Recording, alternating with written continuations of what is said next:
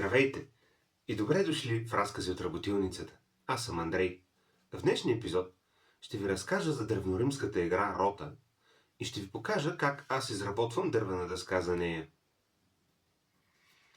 Преди около 3 години посетих античен фестивал Боровец, организиран от исторически музей Правец. Там, на демонстрация на древноримски игри и забавления, за пръв път се запознах с играта рота. Заинтригуваме и след известно време реших да направя своя. Днес ще ви покажа как. Освен прословутите гладиаторски игри, в Древен Рим са практикували редица други забавления за свободното време. Едно от най-масово разпространените е играта на зарове.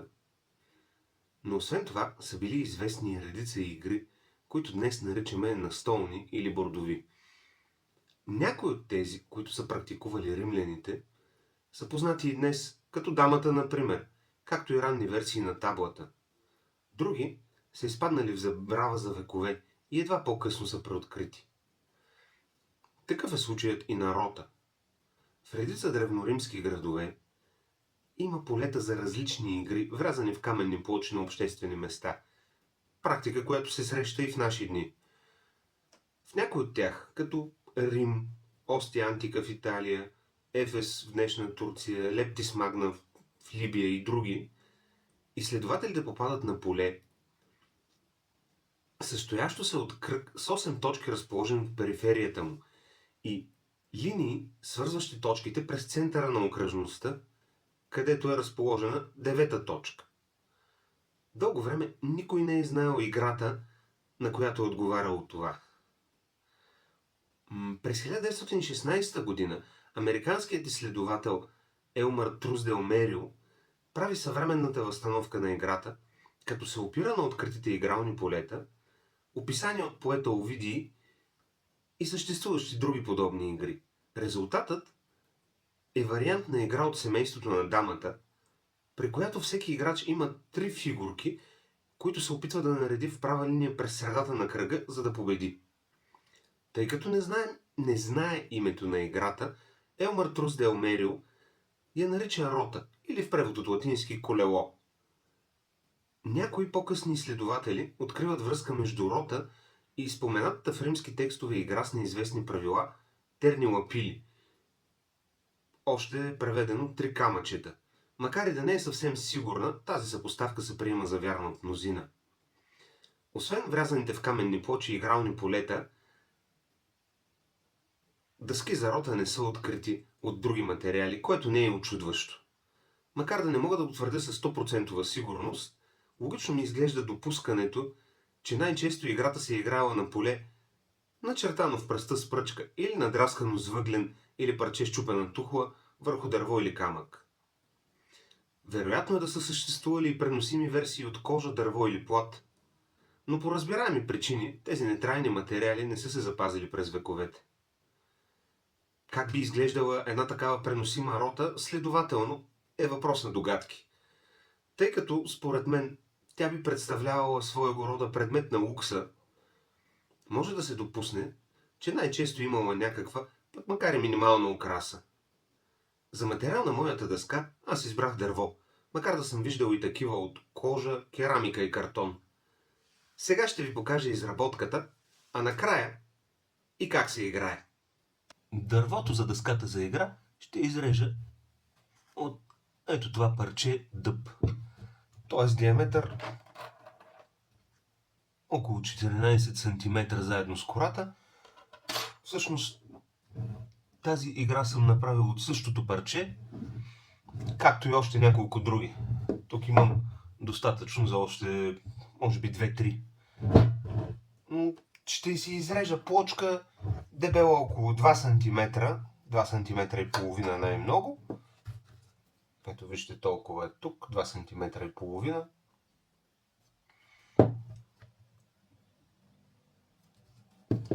Като при всички случаи искам да си запазя кората. Очертавам си дебелината.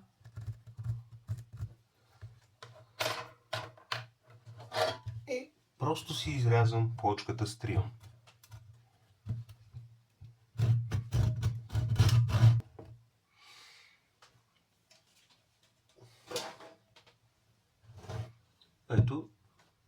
бъдещата ни дъска е готова. Това са инструментите, които ще използвам за изработката на дъската за рота. Молив, за да си очертавам каквото ми е необходимо. Пирограф, както виждате в тази тук, тя е изработена основно с пирография. И тъй като накрайниците на пирографа ми не са съвсем подходящи за всички елементи, ще използвам също и тази горелка и това парче метал, за да направя по-големите елементи. Това е всичко, което ни трябва, а сега ще ви покажа как използваме. Получената окръжност е с диаметър около 9 см и половина. Средата и ето 9 см и половина, средата и е тук 4,75 4 см и 75 мм.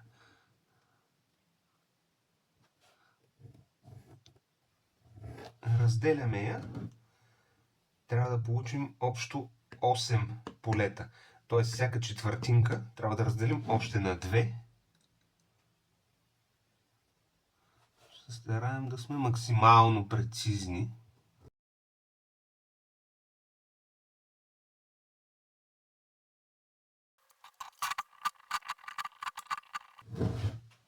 След като сме начертали кръга и сме го разпределили, трябва да очертаем 9 точки за поставяне на фигурки. Те ще бъдат 8 по ръба и една в средата. Размерът горе-долу отговаря на този на монета от 1 цент. Така че можем да я използваме.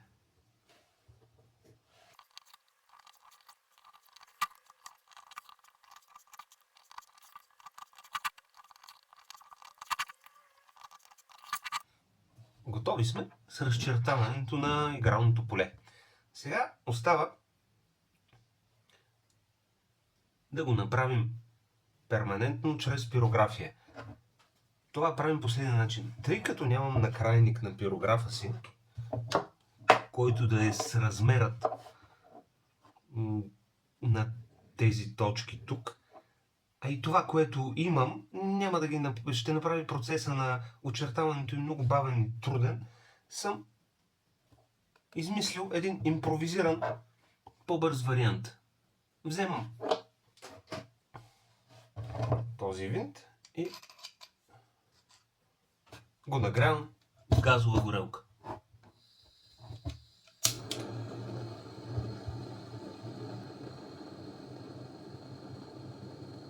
Трябва да бъде доста хубаво загрят.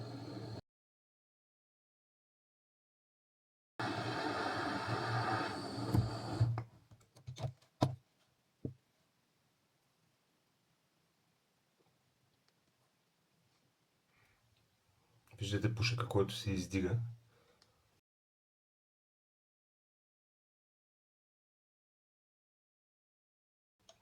Ако се налага, загряваме допълнително.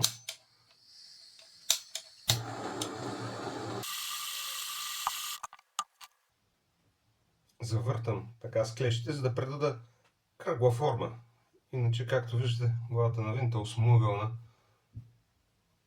Тук би се образувал осмоъгълник, което не е целта ми.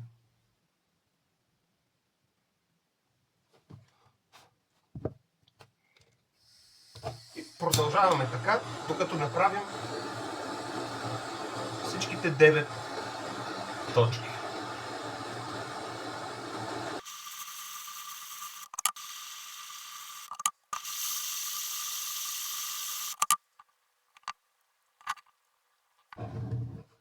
Както виждате, 9-те ни точки вече са готови. Тези неща повече няма да ни трябват. От тук нататък ще продължим работата си с пирографа. Пирографа е сравнително простичък инструмент, но с помощта на сменящите се накрайници може да се правят много интересни неща. С помощта на пирографията могат да се правят подобни неща, да се рисува върху дърво, да се очертава върху дърво. Може да се използва и за кожа, някой от последващо видео ще покажа как. Проверяваме пак.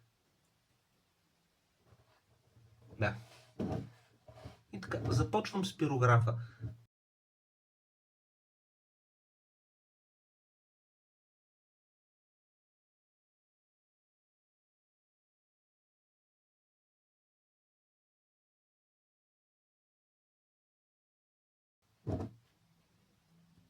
Линиите, които минават през центъра на кръга, са готови. За тези, по неговия ръб, ще сменя накрайника на пирографа, тъй като този е по-неподходящ за извити линии, за извивки. Виждате, ще използвам по-малък накрайник, който се справя и по-добре с този вид линии. Вече е достатъчно загрял. Вече започваме и правим абсолютно същото. Ето тук.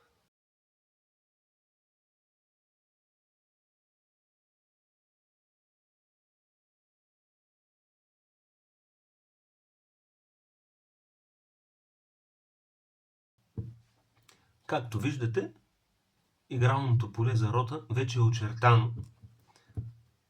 Следващата стъпка е да го почистя с шкурка, може би 120, и след това ще направим декорацията. Няма да е съвсем точно същата като тази, но ще е подобна.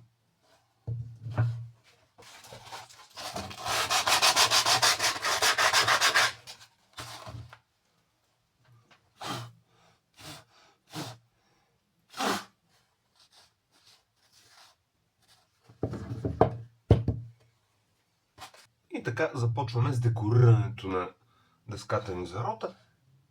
Както казах в началото, няма да направя много сложна декорация и ще я изпълня отново изцяло с помощта на пирографа. Както виждате тук, съм направил нещо подобно. Ще направим декорация отпред по същия начин в 4 от общо 8-те полета. И в последствие ще направя нещо от задната страна. На този тип игри най-често слагам отзад някакъв щит. Също ще направим и тук. Първо се очертаваме с молив това, което искаме.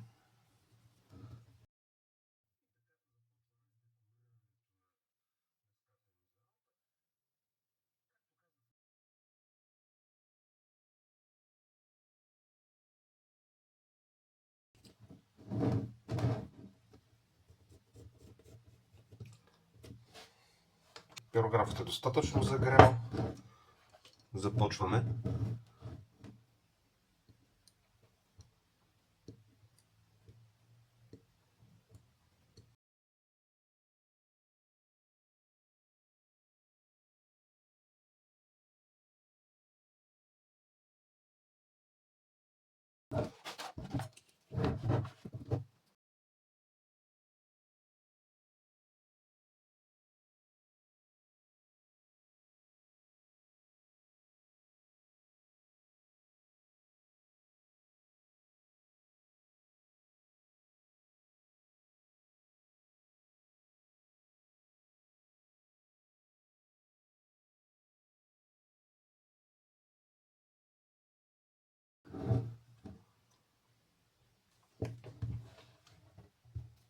Тази част е готова. Сега ще направим и отзад.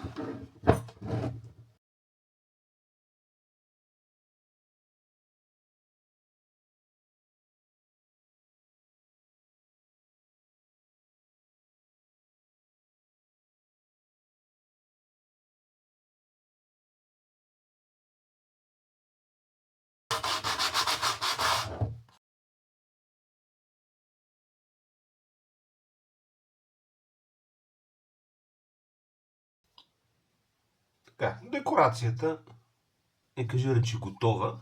Последното нещо, което искам да направя, ще сменя накрайника на пирографа. Ще използвам ето този накрайник. С него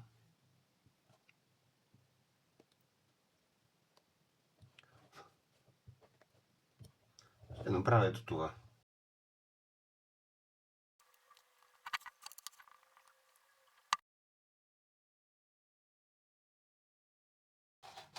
Следващата стъпка след декорацията е да използваме нещо, с което да запечатаме дървото, да го финишираме. Може да е някакво масло или лак.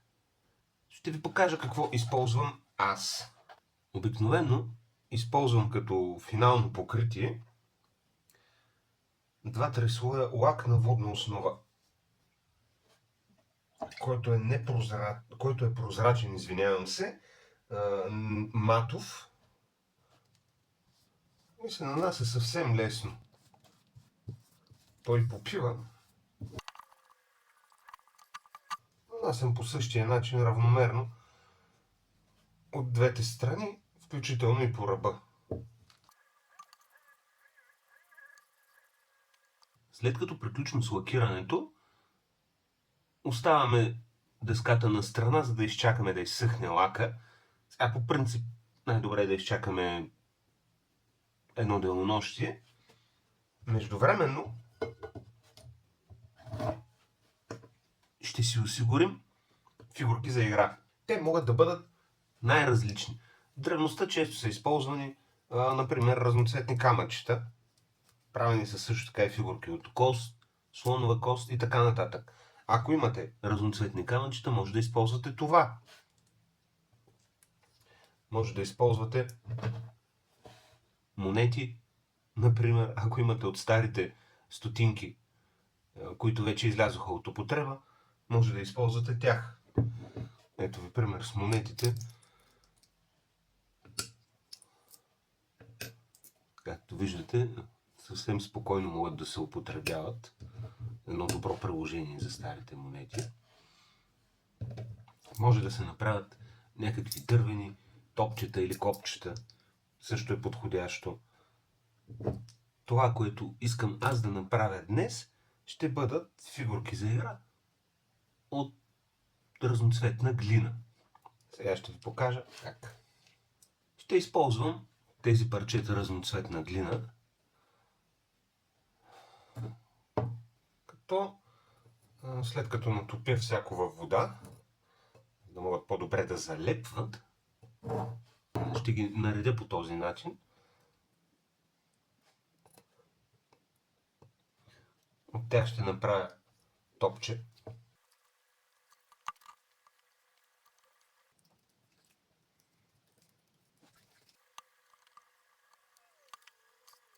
Ето топчето. От него ще направя цилиндър.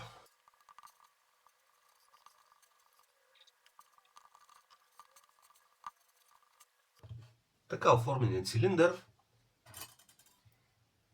ще нарежа на 3 равни части и ще се добия с 3 фигурки за игра.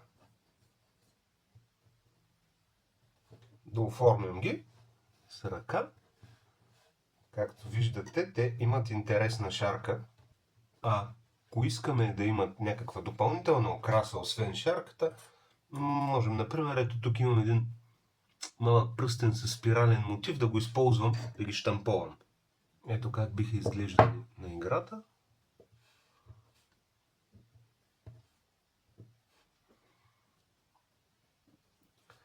Сега остава да направим още 3 фигурки, пак от същата глина, но ще обърнем комбинацията от цветове.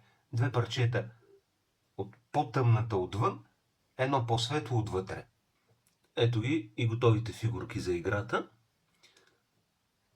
Всъщност не са напълно готови, те също трябва да изсъхнат. Когато изсъхнат играта и фигурките, ще ви покажа и как се играе. Лакът вече изсъхна. С това дъската за играта рота е готова. Напълно. Както казах, много харесвам този лак. Той попива направо в дървото. По този начин повърхността му не може да се нарани на пипане. Тя си е същата като дървото. Не като гланцовите лакове, които се използват, да речем, за паркет или за мебели. Това е по-автентично. В същото време изпъкват, като третирам повърхността с него, изпъкват шарките на самото дърво много красиво. Станаха и фигурките за игра. След като изсъхнаха, се оказа, че цветовете им не са достатъчно различни, затова се наложи да добавя малко боя. Накрая ги финиширах със същия лак. Ето, станаха доста интересни. Със сигурност ще вършат работа. Сега ще ви покажа как се играе играта и ще ви кажа какви са правилата й. Правилата на рота са относително лесни. Играе се винаги от двама играчи, всеки от които има по 3 фигурки. Целта на играта е да се наредят трите фигурки на единия играч през средата. Този, който постигне това, е победител. 3 фигурки, наредени в линия по периферията, не носят победа. Играта се състои от 2 фази. В първата, двамата играчи се редуват да поставят по една от фигурките си на игралното поле, като всеки се опитва или да нареди линия, или да попречи на другия да нареди такава. За днешната демонстрация ще ми асистира дъщеря ми, да ви покажем едно разиграване. Като приключим с първия етап, ще ви покажем и втория.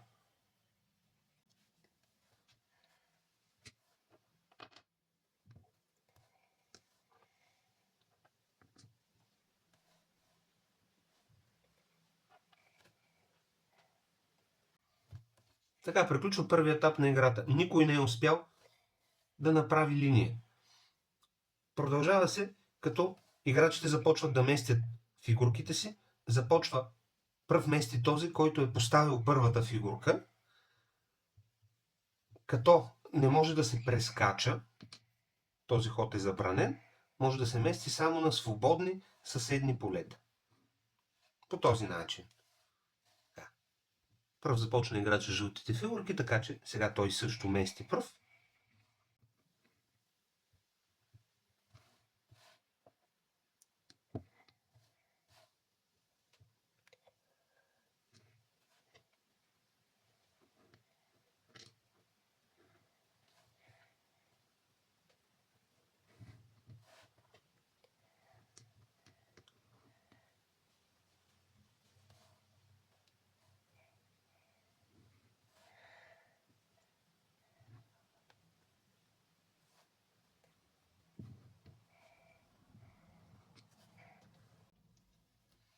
И това беше една игра на рота. Както виждате, приключи бързо. Можеше да продължи и повече, можеше да продължи и по-кратко. Това е едно пълно разиграване. Видяхте една кратка демонстрация на играта. Това са нейните правила. Последното, което остана, ето да приберем фигурките в една турбичка. И изработката е готова. Рота е компактна, лесна и в същото време интересна игра. Добър начин да се почувстваме като древните римляни, без да се налага да правим нещо, кой знае колко сложно. В същото време оказа се, че играта много добре се възприема от деца. Харесвате, защото правилата са сравнително прости, играта е кратичка, не отнема прекалено много време и в същото време трябва да се позамислиш, трябва да мислиш с един ход пред противника. Има стратегически елемент, така че децата имат чувство за постижение след като спечелят. Също така е приятна и за възрастни. На тези от вас, които са запознати, може би ви направи впечатление, че тя има някаква близост, някаква родственост с дамата, както и с морския шах до някъде. Както казах в началото, Тази игра е от същото семейство като тях. Може да видите, че съм изработил и няколко други подобни. Всъщност, всички тези са от същото парче дърво и са изработени по същия начин. Ето, всичките имат окраса и от задната страна. Имам изработени и други варианти, по-сложни, с по-различен стил и по-големи. Ето може да видите, например, този, също и този, при които направата е малко по-различна, техниката за изработване е малко по-друга. Видяхте какво представлява изработката на играта Рота от дърво, както и, надявам се, научихте правилата й. Играта е лесна, интересна и приятна. Става както за възрастни, така и за деца. Представете си в Древен Рим, например, пътуващи търговци или легионери, как изваждат подобна дъска и играят на нея. Не можем да кажем със сигурност дали това се е случило, но на мен ми харесва да си представям, че нещо подобно може би е ставало. Много често по исторически фестивали, демонстрации, реконструкции може да срещнете различни варианти на тази игра. Както казах, аз лично съм виждал и такива от керамика, от кожа. Разбира се, най-лесният вариант е върху лист хартия или върху някакъв картон. Може да се играе, по-рано казах, с всякакъв вид фигурки за игра. Може да са камъчета, монети, топчета хартия, ако щете царевички и бобчета. Надявам се видеото да ви е било интересно и полезно. Това беше разкази от работилницата. Пожелавам ви приятен ден!